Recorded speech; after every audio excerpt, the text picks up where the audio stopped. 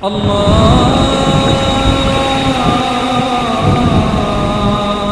أكبر الله أكبر. الحمد لله رب العالمين والصلاة والسلام على نبينا محمد وعلى آله وصحبه أجمعين. أما بعد, Allah Teala'nı gına maqtıyız, zurlıyız, danlıyız. Çünkü ol gana bizge bu dünyada rızığın bire, şirge suun bire, sularga havasın bire, жылынырга quyaşın bire, hem bu dünyada dürüst itip yaşarga, iminlikte, tınışlıkta bu yaktı dünyanı үткәрергә өйрәткән, һәм җәннәткә илтә торган, юлын күрсәтеп калдырган, сөекле Пәйгамбәр саллаллаһу төрүздән чыккан салат шәрифләр булса иде, без менә бу дөньяда яшәгәндә һәрберебез инде рәхәт, имин, тыныч, бәхетле тормышта яшәргә омтыла. Һәм инде күрәбез шушы рәхәт, имин тормышны инде муллыкта, байлыкта, акчалы тормышта инде. Һәм шуңа да инде омтылабыз күбрәк акча эшләп калырга. Ниндидер булса өлкәләргә, сәүдәләргә тупланган малыбызны инвестировать итәргә бит инде шулай бит. Ягъни менә бүгенге вагазыбыз да, бүгенге дәресебез дә сезнең белән кардәшләрем менә шушы аз гына инвестиция турында булыр. Чөнки күп сөйләнә инвестиция турында, шулай бит инде төрле банклардан да реклама ясый, кешеләрдән дә ишетәбез, интернетта да, Инстаграмда да, кайгына күрмә, шул инвестиция, фондовый рынокларда инде рекламалар чыгып тора. Инвестиция инде ул бер яктан инде бик акча табуның да инде акча эшләүнең инде бер яктан уйласаң җиңел, икенче яктан әле шушы өлкәгә, шушы дәрәҗәгә ирешкәнче үзенә күрә бер авырлыгы да бар. Чөнки бит әле ниндидер өлкәгә инвестировать итәр өчен син бит зур гына капитал булырга тиеш. Әле ул капитал булсын өчен башта бит тырышып эшләргә кирәк. Һәм шушы капиталыңны ниндидер бер эшкә инвестировать итәр өчен әле ул өлкәне, ул керемле табышлы өлкәне таба да белергә кирәк. Отышлы гына керем кереп торсын өчен.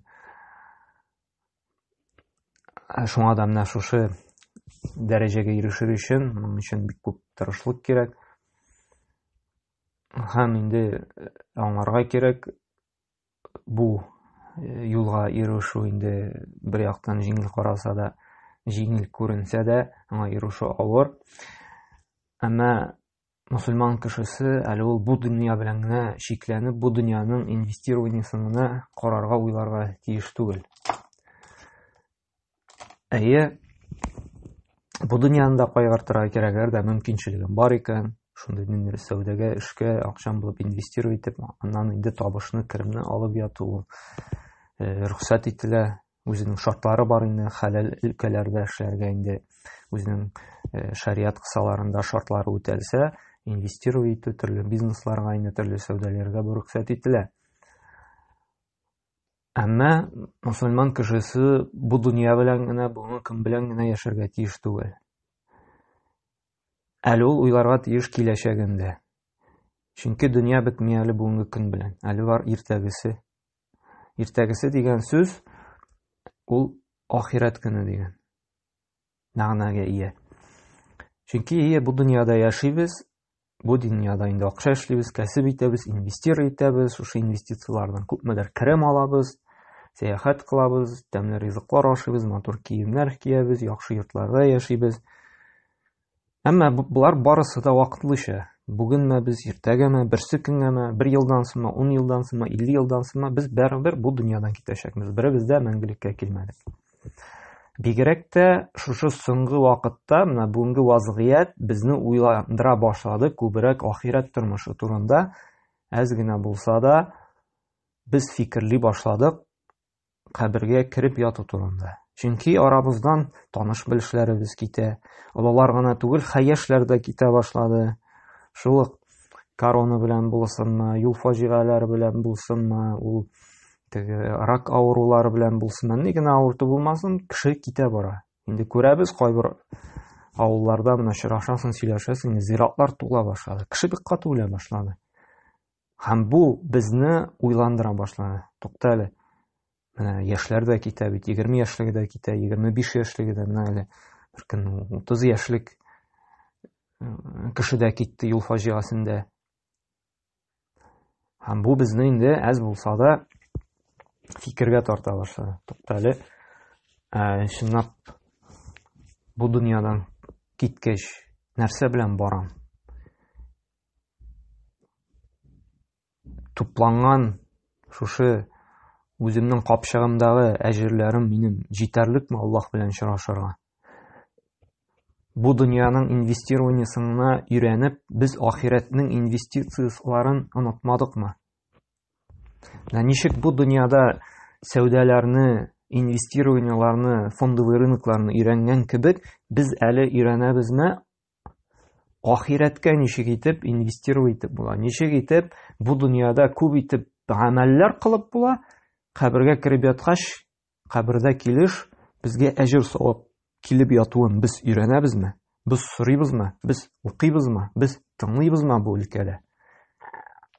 Кызганыч, шушындый кимчелек бар бездә. Бу дөньяда булган гыйлемне бик каты алабыз. Китаплар укыйбыз, тренингларга йөрибез, анда видеолар карыйбыз, лекциялар тыңлыйбыз. Ничек итеп нинди акциялар алып була, нинди сәүдәгә отышлы итеп кенә акча вкладываться итеп була, нинди биржаларга кирип була, нинди валюталарны алып куйсак отышлы була, бөтенсен өйрәнәбез. Менә ахирәткә, менә кабергә кирип яткач, мин бу дөньядан киткәч тә, мин үлсәм дә нинди эшләр эшләп була, кабергә шушы әҗер савапны китереп торучы. Без моны кызыксынабызмы? Без моны өйрәнәбезме? Шул ният белән әзрәк кенә булса да безне гафиллектән уятыр өчен кайбер хадисләрне укып сөйләп китәсе килгәне, әзрәк кенә безне шушы гафиллек йокысыннан уятып, бу дөньяга инвестировать итәргә тырышырга түгел, ә менә ахирәтебезне дә уйлап, Аллаһ белән очрашуга әзерләнү нияте белән ахирәт гамәлләренә дә инвестировать итәргә өйрәтә торган кайбер хадисләрне укып тәфсир кылып, бәян кылып китәсе килә. Бу Аллаһы Тәгаләнең киң рәхмәте, рәхимлеге. Кеше бу дөньяда да гамәл кылып кала икән, кабергә кирип яткач та аның әҗерләрен күреп, шатланып, аның дәрәҗәсен күтәрә торган гамәлләр бар икән. Әлхәмдүлилләһ, бит шатлыклы хәбәр. Шулай бит, син үлдең, кабердә ятасың, әмма ләкин әҗер туктамый, килеп тора. Без беләбез бит инде, асылда кеше үлде икән, аның бөтен гамәле туктала. Шулай бит, ул бүтән уже бернинди гамәл дә кыла алмый. Намаз да укый алмый, ураза да тота алмый, садака да бирә алмый, туганлык җепләрен дә ныгыта алмый, мохтаҗларга да ярдәм итә алмый. Әмма бар шундый гамәлләр, бу дөньядан китсәң дә, аның әҗере әле килеп тора. Һәм ул килеп кенә түгел, тагын да арта барырга мөмкин. Менә шуны Пәйгамбер саллаллаһу алейһи ва саллям безгә өйрәтеп калдыра. Һәм моны без укып ишетеп өчен генә түгел, ә гамәлдә кулланыр өчен дә безгә моны өйрәтте. Менә Баззар Муснадында шушындый хәсән дәрәҗәсендәге хадис килә. Пәйгамбер саллаллаһу алейһи ва саллям әйтте: "Саб'a яҗри лил-'абди аҗрухунна мин бa'да маутихи ва хува фи кабрихи." 7 амал бар ди. Кеше үлгәннән соң да ди, аның каберенә әҗере килеп тора ди. Беренчесе диде, мин башта инде шушы 7 гамәлне укып китермен тәрҗемәсен хадисне, аннан һәрберсенә туктап инде бәян кылып сөйләп китербез. Мен аллама илман диде, ау аҗра нахран, ау хасара би'ран, ау гараса нахлан, أو بنى مسجدا أو ورث مصحفا أو ترك ولدا يستغفر له بعد موته диде. Беренчесе диде, гыйлем өйрәтү диде.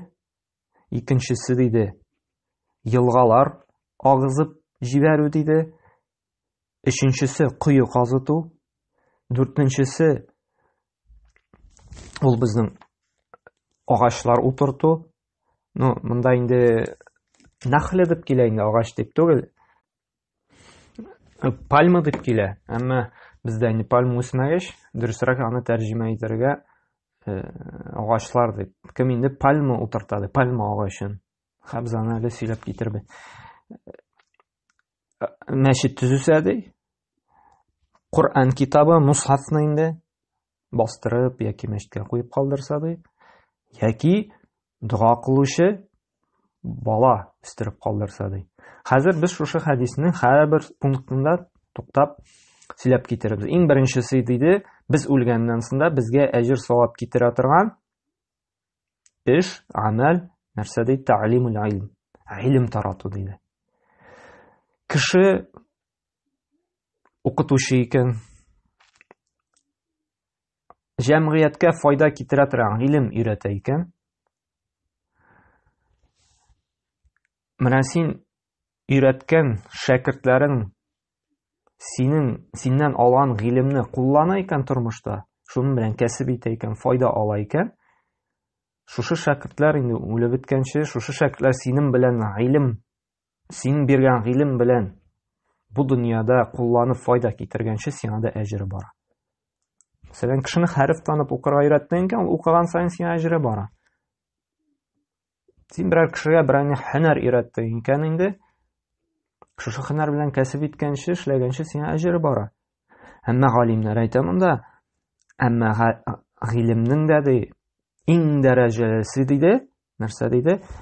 Раббысын, аны барлыкка китергән илаһын танырга өйрәтүче гыйлемдә иң фазиләтлесе, иң өстенлесе диде. Кешеләрне туры юлга күндерә торган, хидаят юлын күрсәтүче һәм далалат, адашу юлыннан тыя торган, хәләлне харамнан аера торган дини гыйлем өйрәтү, укыту иң өстене, иң дәрәҗәлесе диде. Барлык фәннәр арасында караганда да диде. Чөнки бу дөнья фәннәре ул бу дөньяда гына кала. Ә дини гыйлем хәләлне харамнан аера торган, хидаятны шушы далалаттан аера торган, ул мәңгелек тормышка алып бара торган гыйлем. Әйе, калган фәннәрнең дә дәрәҗәсе бар. Шушы вакытта медицина дигәндә, телләр өйрәнү булсын, анда төрле һөнәрләр өйрәтә торган, алар да бик кирәкле. Алар өчен дә әҗер бара, һич шиксез. Әмма иң өстене диде, Раббыбыз Аллаһны танырга өйрәтә торган, нәрсә ярый, нәрсә ярамый, нәрсә Аллаһтан ачуын чыгара, нәрсә аның ризалыгына ирешергә ярдәм итә торган, җәннәткә алып бара торган, җәһәннәмнән ерагайта торган гамәлләрне өйрәтә торган дини гыйлем тарату иң хәерле гамәлләрнең берсе диләр. Чөнки син бер кешегә Фатиха сүрәсен генә өйрәттең икән, Фатиха сүрәсен укыган саен сиңа әҗере барачак. Син бер кешене тәһарәт алырга өйрәттең икән, кеше тәһарәт алган саен сиңа әҗере барачак. Син бу дөньядан китсәң дә, кешегә намаз укырга, дуа кылырга өйрәтеп калдырдың икән, бисмилла әйтергә өйрәттең икән, ул бисмилла әйткән саен сиңа да әҗере барачак. Кешене садака бирергә, юмарт булырга өйрәттең икән, ул садака биргән саен, юмартлык күрсәткән саен сиңа әҗере барачак.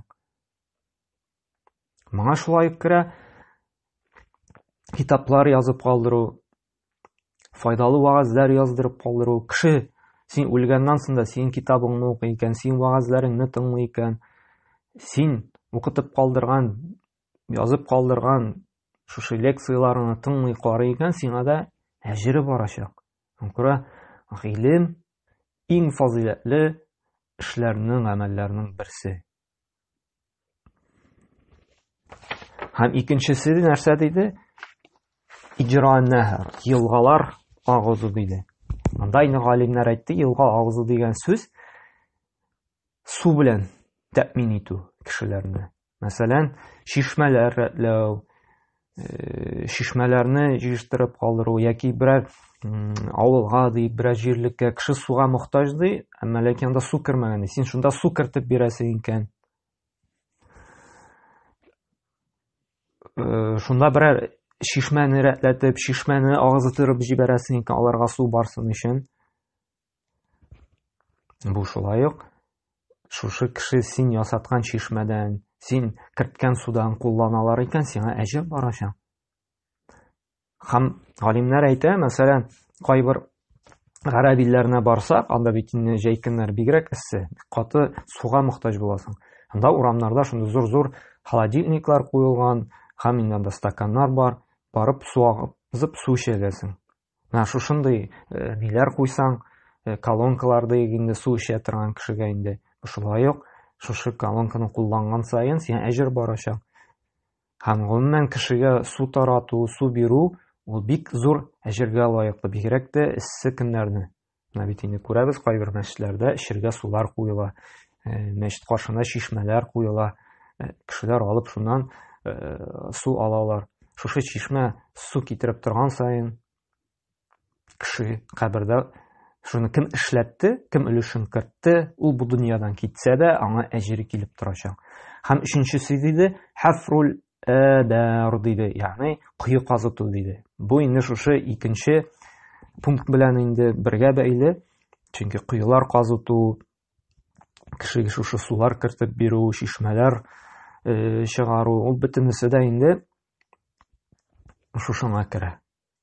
Кешене су белән тәэмин итү, сулар кертеп бирү аңа, су бирү эчәргә, тәһарәт алырга, юынырга, өенә мәсәлән мөмкинчелеген бар икән, байлыгын русча әйтсәк позволяет икән инде акча, ниме?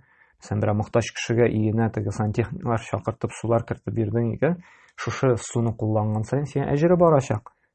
Теге Пәйгамбәр саллаллаһу бер хадисендә әйтте, Бухари һәм Муслим җыентында килә, بين رجل بطريق اشتد عليه عطش فوجد بئرا فنزل فيها فشرب диде. Бер вакытта бер кеше юлдан барай, һәм аның бик каты эчәсе килде ди.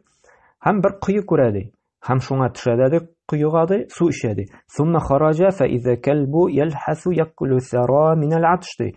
Һәм чыга ди, күрә ди бер этне ди. Шушы куегында югышланган бер теге җирне ялап тора ди инде. Ашап ялап ди. Шуңхатлык теге сусаган була. Һәм нәрсә ди? فقال الرجل لقد بلغ هذا الكلب من العطش مثل الذي كان بلغ مني ди. Бу кеше инде уйлый ди, карале, бу эттә бит минем шикелле каты сусаган ди. فنزل بئرا فملأ حفه ماء فسقى كلب فشكر الله له فغفر له ди. Һәм төшә ди, шушы аяк киеменә су тутырып алып менә дә шушы этне эчертә ди. Һәм Аллаһ Тәгалә бу кешегә инде рәхмәтле булып, шөкерле булып та инде гөнаһларын гафу итә ди. Һәм нәрсә? Калу я Расулуллаһ, сахабалар әйтә, ей Аллаһның илчесе ди, ва инна лана фи баһайм аҗран, шушы хайваннарны ашатуда да, эшертүдә безгә әҗер бармы әллә ди. Фaqala fi kulli zati kabdin ratbatin ajr ди. Әйе ди, һәрбер җан иясенә изгелек кылуда да ди әҗер бар ди. Ягъни хайваннарга да ди изгелек кыласың икән, әҗер бар ди. Бигрәк тә мәсәлән, хайван кыш көннәрендә бит хайваннарга бик ашарга югыймы? Әгәр дә без җимлекләр куябыз икән, ниме? Урамда йөргән мәчеләрне, этләрне шулай ашатабыз икән, моның өчен Аллаһ Тәгалә әҗер бирәчәк. Бәлки шушы кичтеки генә загыйф хайваннарны ашаткан өчен безне белеп булмый, бәлки шушы әҗер җитмәс безгә җәннәткә керергә. Һәм шушы сәбәпле, шушы хайваннарны ашаткан, җимлекләр куйган сәбәпле, бәлки без җәннәткә керебез, белеп булмый бит. Бәлки шушындый кичкенә әҗерләр дә җитми калмаска мөмкин. Шуңа күрә тырышып, бигрәк тә кышкы вакытларда җимлекләр куярга, шушы урамда булган хайваннарга ризык бирергә. Һәм дүртенчесе ди, без үлгәннән соң да безгә әҗер китерә торган гамәлнең нәрсәсе? Гарсу нахл ди, пальма агачы утырту ди. Беләбез инде, пальма агачы ул теге агачларның иң дәрәҗәлесе, иң улыгы, Сәйидул Әҗҗар диләр инде теге. Агачларның инде самый почетный диләр инде. Чөнки ул фазиләтлесе, иң файдалысы. Чөнки беләбез, пальма агачында инде безнең хөрмә үсә, финник үсә. Ул бит мөселманнарның элек төп ризыгы да булган. Әле Рамазан аенда ураза тотканда да без сөннәт булып тора, иң хәерле авыз ачу, ифтар кылу, шушы хөрмә җимеше белән, финник белән инде. Әмма ләкин галимнәр әйтте, монда гомумән җимеш бирә торган агачлар утырту диде. Чөнки җимеш бирә торган агачлар утырту, алмагач булсынмы, да шия булсынмы, кружовник булсынмы, карлыган булсынмы, менә без утыртып калдырдык икән, без үлгәннән соң да шушы агачтан, без утырткан агачтан кеше туклана икән, ризык ашый икән, яки шулай хайваннар, чыпчыклар, кошлар килеп инде шушы агачтан туклана икән, безгә дә әҗере барачак. Шуңа күрә бу безне шулай мотивировать итәргә тиеш, күбрәк инде шушындый җимеш бирә торган агачлар утыртырга. Бакчадамы, анда болыннардамы, теге менә була бит төрле акциялар була, агач утыртулар. Анда катнашырга кирәк, чөнки без үз кулыбыз белән утырттык икән, һәм шуннан тукландылар икән кошлар, кешеләр, безгә әҗере барачак. Һәм бишенчесе мәчетләр төзү. Иң хәерле урын, җир ул мәчет булган җир. Аллаһ каршында иң хәерле җир, кая иң күп мәчет булган җирләр. Чөнки шушы мәчеттә Аллаһны зикр итәләр, Кур'ан укыйлар, намаз укыйлар, Аллаһны зикр итәләр, гыйлем бирәләр, мусульманнар җыелалар һәм башка бик күп төрле файдалы, изге, игелекле, хәерле гамәлләр эшләнә кая мәчеттә.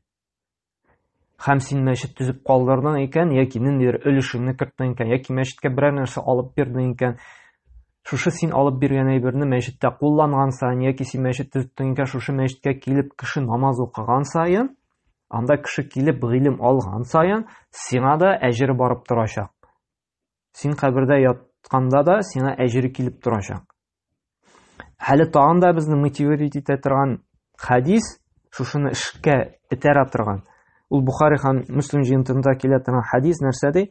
Мен бана масҗидан лиллаһи ябтаи биһи ваҗһаллаһ бана Аллаһу лаху бәйтан фил җанна. Кемде Аллаһ ризалыгы өчен ихластан мәчет төзү икән ди, Аллаһ Тәгалә җәннәттә аңа йорт төзер ди. Күрәбез менә нинди зур, тирән мәгънәле хадис. Әгәр дә без мәчет төзибез икән, ихластан Аллаһ ризалыгы өчен, Аллаһ Тәгалә җәннәттә йорт төзер ди. Менә бу безне инде этәрергә тиеш. Мәчет төзүшенә өлешебезне кертергә, әгәр дә инде байлыгыбыз бар икән, гомумән тулы бер мәчет төзергә. Һәм бу дөньядан киткәч тә, үлгәч тә, кабергә кереп яткач та, шушындый кешенең әҗере туктамаячак. Аңа гел килеп барачак. Чөнки мәчеткә бит күпме йөзләгән кеше йөри, гыйлем алалар, укыйлар, зикр итәләр. Алар шунда килгән саен сиңа да әҗере киләчәк. Алтынчысы тәүризу мусхафти, ягъни Кур'ан тарату, Кур'ан биреп карау, мәчетләргә кую, мәдрәсәләргә, кешегә Кур'ан бүләк итү, мусхаф дип йөртелә бит, шулай бит. Яки Кур'ан бастыру, тарату. Мөмкинчелегебез бар икән, мәсәлән, 10 гына Кур'ан сатып алып мәчеткә куйып, кеше килеп мәчеткә шушы син куйган Кур'анны укый икән, мусхафны, сиңа әҗере барачак. Син мәдрәсәгә яки берәр кардәшеңә шушы Кур'анны, мусхафны бүләк иттең икән, син аннан укыган саен әҗере барачак. Шуңа безгә омтылырга кирәк. Кардәшләребезгә, мусульманнарга шушы мусхаф Кур'аннар өләшергә, бирергә. Чөнки алар аннан укыган саен сиңа да әҗере барачак. Һәм моңа керә инде шулай кертеп була дини файдалы китаплар таратуда. Әгәр дә иманыбызны куәтли торган, дини мәгърифәтебезне арттыра торган китаплар бастыруга өлеш кертәбез икән, таратабыз икән, бирәбез, бүләк итәбез икән, кеше шуннан укыган саен сиңа шулай ук шундый әҗер барачак. Һәм 7-нче тәрбиятул абна ва хусн тәъдибихим ди. Тәрбияле дуа кылучы балалар үстерү. 7-нче. Әгәр дә без шундый әдәпле, әхлаклы, дуа кыла белүче балалар үстерәбез икән, без бу дөньядан үлеп, бу дөньядан вафат булып, Аллаһ хузурына күчәбез икән, кабергә кереп ятабыз икән, балаларыбыз безгә дуа кыла икән, Раббым, шушы әти-әниемне гафу итсәң иде, кичерсәң иде, гөнаһларын ярлыкмасаң иде дип дуга кылабыз икән, безгә дә аның әҗере барачак. Чөнки бит әле баланы дөрес итеп дуга кылырда өйрәтергә кирәк, тәрбияләргә кирәк. Акча белән генә тәэмин итеп, квартира алып кына, машина алып биреп кына кредиткаймы? iPhone алып биреп кына әле бала дуга кылырга өйрәнми. Дуга кыла белмәскә дә мөмкин. Чөнки әле матди яктан тәэмин итеп кенә әле бала әдәпле була дигән сүз түгел. Һәм аны дөньяви тәэмин итү әле ул баланы хакын үтәдем дигән сүз түгел. Ни файда син аны тәэмин итеп бетердең, әмма ләкин син үлгәч сиңа бер тапкыр кул күтәреп, "Эй Раббым, әти-әниемне кичер, гафу ит. Раббирхамһума кама раббаяни сагира" дип тә дуа кыла алмый икән. "Эй Раббым, ничек алар безгә рәхимле булды, син дә әти-әниемә рәхимле бул" дип дуа кыла алмый икән. Ул баладан нинди файда? Шуңа күрә менә безгә әти-әниләргә кайгыртырга кирәк беренче чиратта имани тәрбия. Балаларыбыз кул күтәреп әти-әниләренә дуа кыла белердәй бала тәрбияләргә кирәк. Шушындый вакытта гына без үлгәч тә безгә әҗере килә шундый балаларның. Әгәр дә алар инде кул күтәреп дуа да кыла белми икән әти-әнигә, аларның безгә әле файдасы түгел, зыяны да булырга мөмкин. Шуңа күрә безгә уйланырга кирәк. Менә бу 7 гамәл булды. Һәм икенче шушындый ук хәдистә, икенче риваятта килә. Ул безнең Ибн Маҗа җыентыгында килә. Шушы гамәлләрне санап китә инде Пәйгамбәр саллаллаһу алейһи ва сәлләм, гыйлем тарату ди, дуга кылучы бала ди, Кур'ан, мусхаф калдыру ди, мәчет төзү ди. Һәм тагын бер гамәлне, 8нче гамәл, бәйтән либни сабил ди.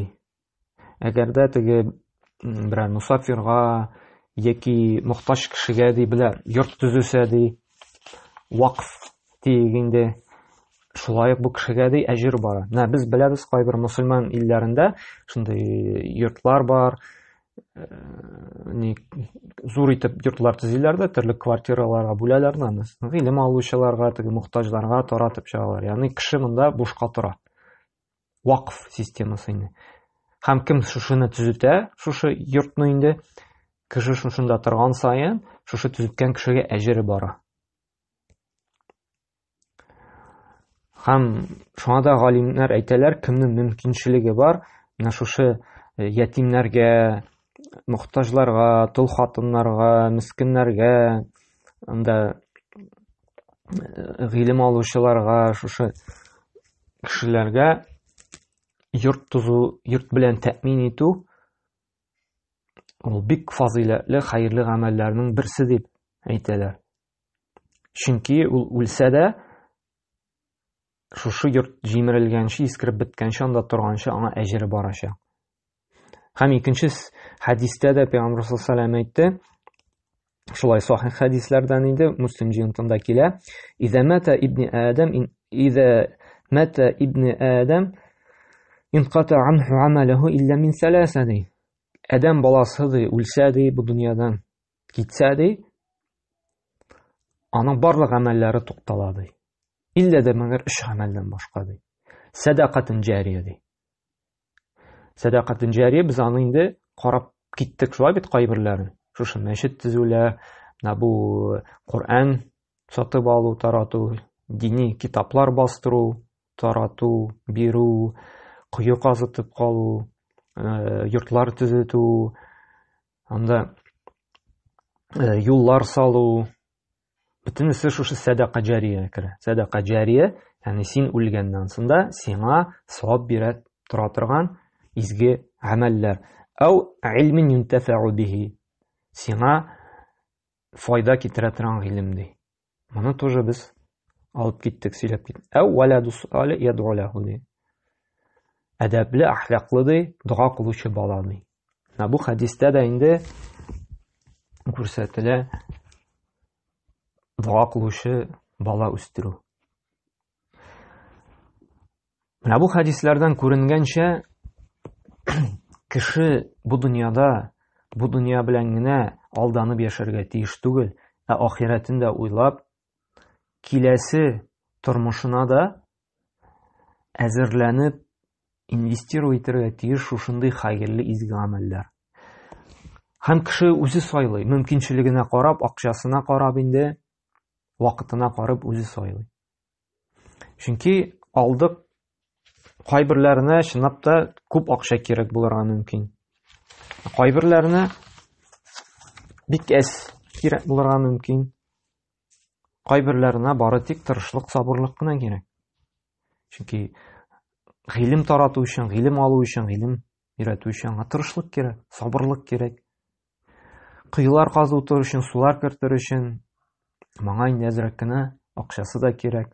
Агачлар утыртыр өчен моңа бары тик тырышлык кына кирәк, бик акчасы да кирәкми. Чөнки агачны инде бүтән җирдән теге күршеңнән дә бушка бирәләр бит инде, башка әләшүчеләр дә алардан алып та утыртып була шулай бит. Мәчет төзелешенә инде ансына инде әзрәк акча кирәк. Ләкин син инде кайбер өлешенә генә дә кушыласың, бик күп тулысынча мәчет төзергә мөмкинчелек булмаса. Коръән генә алып бирергә һәрберенең мөмкинчелеге бар инде. Иң арзаны, мәсәлән, 200 сум, 300 сум тора инде. Ай сайын да бер Коръән алып мәчеткә куеп анда теге бер кардәшкә алып биреп барып була. Бала тәрбия өчен инде монсына инде тырышлык та кирәк, гыйлем дә кирәк. Йортлар төзетер өчен дә монсына инде акчасы да кирәк. Шуңа да Аллаһ Тәгалә безгә җиңеләйтсен дигән шушы садака җарияларны эшләргә, чөнки белмибез, күпме бу дөньяда вакытыбыз калгандыр.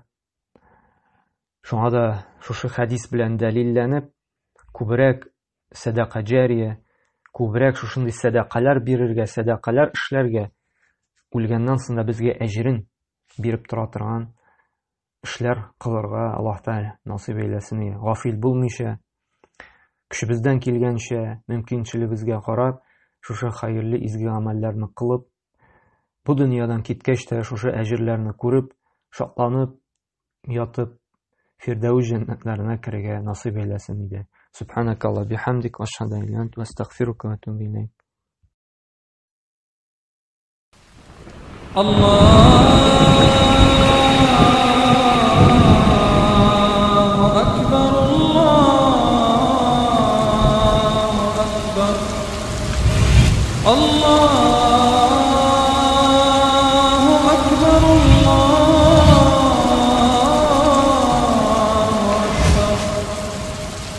أشهد أن لا إله إلا الله أشهد أن لا إله إلا الله أشهد أن محمدا رسول